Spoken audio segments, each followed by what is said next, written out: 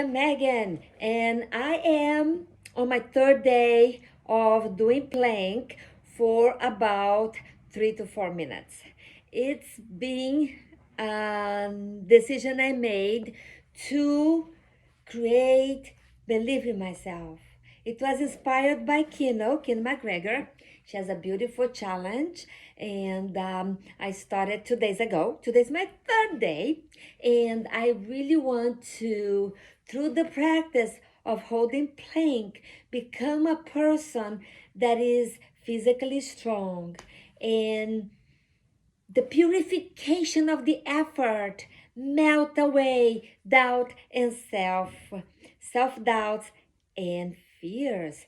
So today's my third day.